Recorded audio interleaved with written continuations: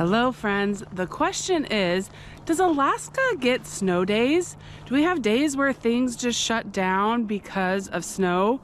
The last couple weeks of weather here in Alaska have been a bit crazy, especially for November. So let me walk you through what's been going on around here because yes, we have snow. Yes, it affects how we live. We live here in South Central Alaska in the city of Anchorage. So the things that I'm going to go over today about the snowy weather and things that we have to deal with are going to be different depending on where you are in the state. Alaska is huge. You have to remember that. We have so many different climates, so many different circumstances, but I'm going to share with you what has happened here in the Anchorage area and explain to you some of the weather that can be really challenging during the winter time.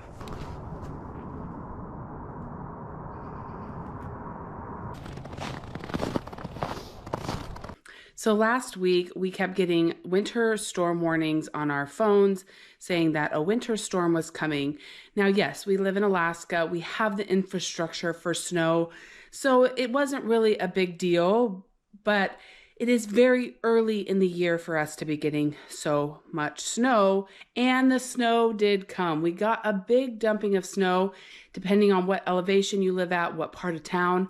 People got anywhere from 12 to 25 inches of snow in like a 24-hour period.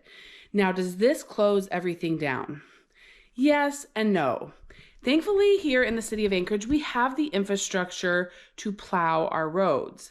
It's just how fast can it get done? And being so early in the year, it was almost like they weren't quite ready for the snow. So things did shut down this last week. Quite a lot. Not everything, but they did recommend that unless you needed to go out, please stay home. Now, the plow trucks focus first on the main highways. My dad and I went out in the highway as it was still snowing, and it was terrible. They had been plowed, but we don't know how long it had been since they've been plowed. I have never been on the highway when it has been that bumpy. It has now been about 10 days since that first initial snow, and the highway is back down to the pavement. There is not a single thing of snow or ice on it. So it just takes time. And this time, it took them a long time to get all of the side streets plowed. There is an app. The municipality of Anchorage has an app that shows the different zones of what had been plowed. Up to 8 days after the first initial snowstorm, some neighborhoods had still not gotten plowed. That means all the cars are driving over the snow, they're packing it down, people are getting stuck, but it makes it really, really bumpy. So we try and stay home during those times so that the plow trucks can get out and do what they need to, but nothing really actually shuts down. Like the stores don't shut down, at least not that any that I saw. Like grocery stores and things, they were all still open. People were still out driving. It just wasn't at the amount that they did. Now, do they cancel school? That is the next question we often get. And the answer is yes. In my recollection, when I was growing up, they only ever closed school for ice. Like if it was raining overnight and had freezing temperatures and we had really icy roads, they would close school because buses would go off the road. Now, here in the Anchorage School District, because of some snow days we had last year, they implemented remote learning days. And the reason that they're doing these, there really wasn't too much snow per se, but the snowplows weren't able to get to those back roads, which means it was pretty dangerous for the buses to be able to get out. So last week, my kids had 4 snow days or remote learning days. And how it works for our school district is they check in with their teachers on Zoom. They have like open hours or they have an assigned time. Elementary school had an assigned time when they were supposed to get on and meet with their teacher for half an hour if they could. Teachers emailed us their assignments for the day. Middle schoolers, they had assignments put on their school website for every class that they were missing. And then there were open hours that they could go and ask their teachers questions. So that way they didn't have to make up the days. Now, last year they didn't have this set up and our kids missed like 8 days of school. And what they had to do was they had to add 30 minutes onto the end of every day for an entire quarter to make up those days, which was kind of pointless because the kids just ended up doing like study hall. Not like, I don't feel like they ever like made up for those days. This remote learning, let me tell you, it works, but it was tricky. Like my kids wanted it to be a traditional snow day. They just wanted to go outside and play in the snow, which they did do. They had plenty of time to go play in the snow. But especially my middle schoolers, like doing 7 classes worth of work at home when you're just distracted by everything, got to be pretty difficult by day 4 and 5. They were just like, please send us back to school. We want to just go do our work there, because the teachers were assigning the work that they needed to get the kids to get done. So here in the Anchorage School District, we now do remote learning days if it is a snow day. And really, we were all kind of like, come on, let's get these kids back to school. But the day that they sent people back to school, like buses were going into the ditch. The roads were still not great. There were probably 20 bus routes that they sent out a thing saying these buses are not going. Your kids are excused if you can't get them to school. Some of the buses that did go ended up getting stuck in the ditch for several hours, which is terrifying for kids. That happened to some of the buses at my kids' middle school. Not their bus, thankfully, but it was for good reason. The plows just could not keep up. Like I said, we were about 10 days out from that initial snowfall, and our road got scraped yesterday, like really good scraped, and it's finally back to a good, like drivable level. But before that, it was pretty bumpy. And it just took them a lot of time. Now, the city of Anchorage uses their own plow trucks, but they also use smaller plow companies. They have contracts and they have different areas where they can do it. Our plow company in the past was super, super fast, like always the next day. We must have a different contract this year because it took them several days to get around to our street to plow it. Now, what do we do here at home? Because of this, we have a plow on a 4-wheeler to plow our driveway. A lot of people have smaller driveways than we do and can just use snow blowers or the traditional doing it with a shovel. But we have a snow plow. Mark, my dad, and the boys spent hours out in our driveway plowing. Now, we did have to wait for like the first snowfall to settle so that we're not like digging up all the gravel when we do it. But that has kept them very busy over the last week, keeping our driveway plowed so that we can drive and park our cars and get in and out of our driveway safely. So since that initial snowstorm, the weather has been absolutely crazy here the last 10 days. We had a warm up. It got up to like 40 degrees. Every branch had beautiful snow on it. It made everything so bright and light, and it was beautiful. Then this windstorm came through, blew everything off the trees, made everything look really dirty for a day or so, and it felt like it was warm. Then, like 2 days later, we had blue skies and it has plummeted, and we've had like -7-degree temperatures for the last 2 days. So the weather has been all over the place, and we had our initial snowstorm, all those days of plowing, and now we're just having every type of winter weather you can imagine. It has been a wild several weeks. Now, yesterday in the city just north of us, which is called Palmer, and there's a city called Wasilla, they were having ground blizzards. It wasn't actually snowing, but all the snow that they have gotten was, there were 60 to 70 mile an hour winds. I think over 25% of the people out there had lost power. It was a crazy day. We didn't have any wind here at our house, but because of where their towns are situated, the wind comes down off of the glaciers and the snow blows away. And then they have these really terrible windstorms, which are terrifying. It's like hurricane type winds, but in the wintertime. Mark drove out to the airport and made sure he and his friends' planes were tied down, because in those type of situations, when you get that really strong wind, people's small airplanes are flipping over, they're losing power.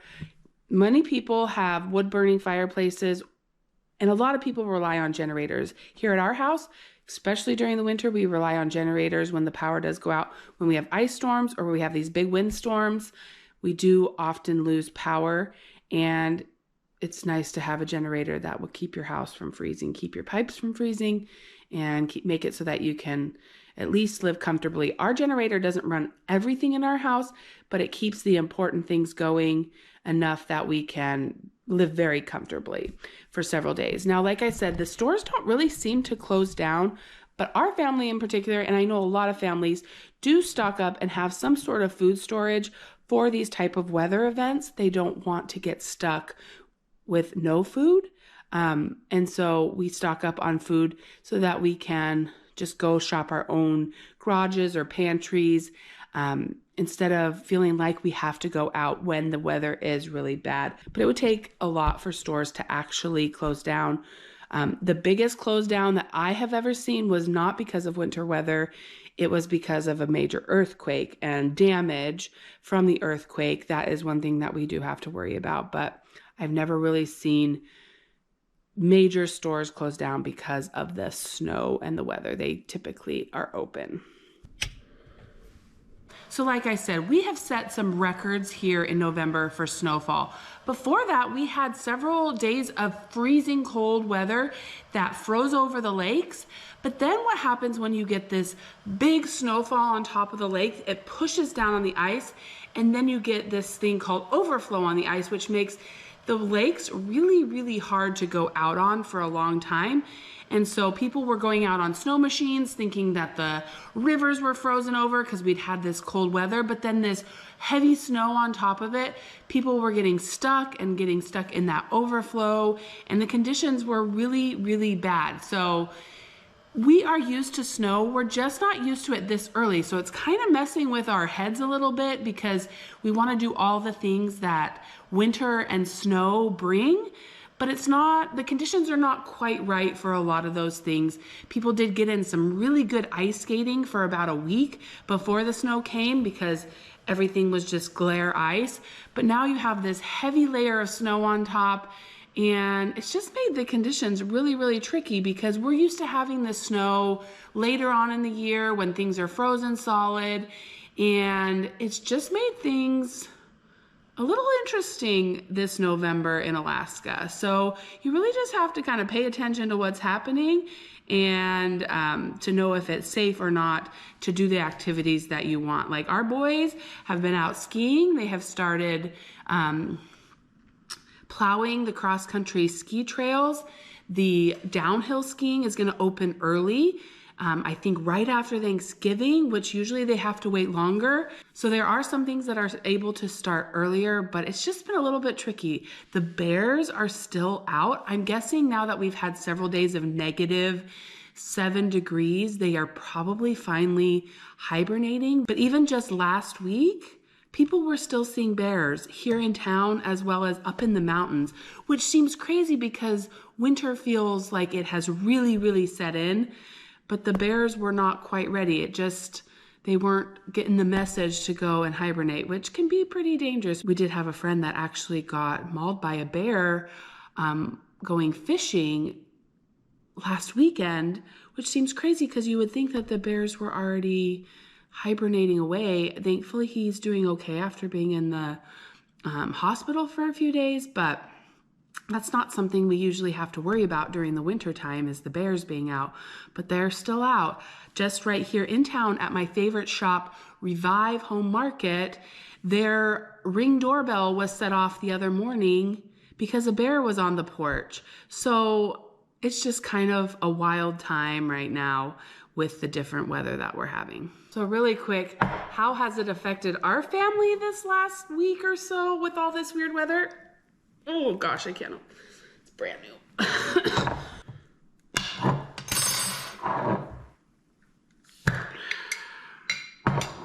So one thing that's affected our family over the last week was we got the flu. I've been living off of this honey, citron, and ginger tea to help with my throat. I'm feeling much better, but the residual like cough and scratchy throat just doesn't want to go away. So while my kids were doing remote learning for 5 days, we were also passing around the flu, which has been going around South Central Alaska. I've heard tons of people have had it. Actually, since around Halloween, my kids have been telling me, Mom, so many people are missing school. Well, we, fortunately and unfortunately, I wish we hadn't got it at all, but we had it while everybody was home. So that meant we just passed it on, one to the next person to the next person. It felt like each day somebody else started their symptoms. And so my kids, as they were doing their remote learning, were also battling fevers, coughs, body aches.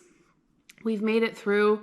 Mark went back to work today for the first time in almost a month. We've just had, you know, we've had a lot going on here at the Hamm house. And things have not been normal. And then we got the flu on top of it, which really actually didn't surprise me with, I felt like my immune system from grieving and from just the stress that we've been under the last several months. I thought, I'm not surprised that I got sick and Mark got sick because we've been through so much lately. But having everybody home for those 5 days really meant running the dishwasher twice a day, constant snacks, you know, messes everywhere because not everybody was feeling up to cleaning up after themselves. So it made for kind of a rough week around here, but I feel like we're on the other side. Mark and I are the last to have symptoms from the flu, and we're just trying to get extra sleep and rest and drink lots of warm, hot tea. I've pretty much only made soup for dinner for the last 7 to 8 days because that's all that sounds good. So it's been a wild, wild week. One thing that we do have to do on a personal level when this winter weather hits is get our cars prepared for winter. That includes getting your tires changed over. The lines to get your tires changed over can be really, really long. And it's like first come, first serve. They won't even give you an appointment. So you have to go super early in the morning. Usually the appointments for the entire day are filled up by like 7 in the morning. While my dad was here, he actually took our big van in to get the tires changed. They let us make an appointment, but not until the day before. Like the day before they would take appointments for the next day. They wouldn't do it any sooner than that. My sister said they went and waited in line the day that the snowstorm hit. They got their tires changed over. She felt so lucky that they got in. My sonographer at my doctor's office said the same thing happened to her. She got in the day before it snowed. So there was a mad rush for everybody to get their snow tires on. We usually have a little bit more time. Some people put them on really early, but that is one thing that you have to think of. We also are in the process of making sure all our cars have emergency kits in them, extra snow clothes, snacks in them. You can't really keep water bottles in your car in the winter because they will just be frozen, but you make sure that you bring a water bottle with you just in case you got stuck somewhere. So that is something that is always at the forefront of our minds when winter hits, is making sure our cars are ready for winter. Now, my minivan has all season tires on it. A lot of people change out their tires for studded tires. It just depends on your preference and what type of vehicle you have. Our big van, we do put studs on because we don't want to get stuck anywhere with that big giant van. So it just depends on the type of car you have and how it handles in the snow, but studded snow tires can be a lifesaver. We're pretty lucky because we live on a very flat property, but if you live up on the hillside, on the mountains, most people have studded snow tires because it just gets really slick. So pretty much the answer to the question of this video is, do things shut down in Alaska when we have winter weather? The answer is yes, but not to the extent that other places do. Like when you get snow in Texas or Oklahoma, or you get ice storms, everything shuts down because it's just not safe. They don't have the infrastructure to take care of that. Here in Alaska, we do have the infrastructure. It more just slows things down rather than shuts things down. We try and give the plows their time to get where they need to go, and we just roll with it. There are school districts around us that do not do remote learning. They still do have snow days. There's even a school in the town of Whittier where everybody lives in the same building. They have an underground tunnel from their building to the school so that kids can go no matter the weather. So like I said, I'm really focusing on here in the Anchorage area. We have very mild conditions compared to many, many places in Alaska that, they would just hop on their snow machines because they don't have roads that they need to use anyways. So yes, it affects how we live, but maybe not as much as it would if you lived somewhere where you're not prepared for that kind of weather. So let me know down in the comments below if you have any other questions about kind of winter weather in Alaska and how we do things differently. We are so grateful for each and every one of you that spends time with us, and we'll see you again real soon for more of This Alaska Life.